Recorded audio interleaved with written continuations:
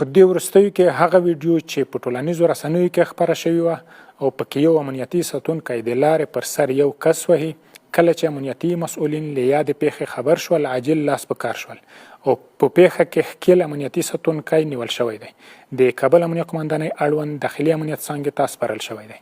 د پولیسو دندو کې دا شامل دي چې شکمن کسان د قانون له مخې ونیسي او د شواهدو سره یې عدلیه او قضیه ارګانونو ته وسپاري، نه دا چې خپله پرې زور وکاروي. که څه هم یاد ساتونکی ادعا کوي چې د یوې انجلۍ د شکایت له امله احساساتي شوی و، خو دا ډول چلند هیڅکله د منلو وړ نه دی او د اصولو سره په ټکر کې دی. موږ د خلکو اندېښنې درک کوو او ډاډ ورکوو چې دا قضیه به په بشپړه شفافه توګه څېړل کیږي. هیڅوک له قانون پورته نه دی.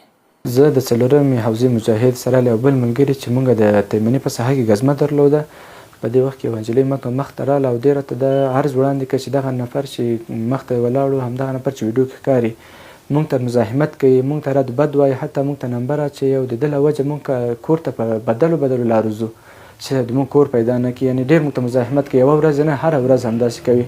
نو په دې وخت کې کله چې د نجلۍ ما ته دا خبرې وکړې نو زما احساسات کنټرول نه شو، زه غیرت په جوش کې راغلی او په دې نفر ماوار وکړئ. ما ته دا نه و پکار په عام محضر کې چې په دې نفر ماوار کړی و او ما باید له ده سره اصولي چلند کړی وی او دا اشتباه نه ده بلکې له ما نه ظلم شوی دی او زه په دې سره ډېر متاسف یم.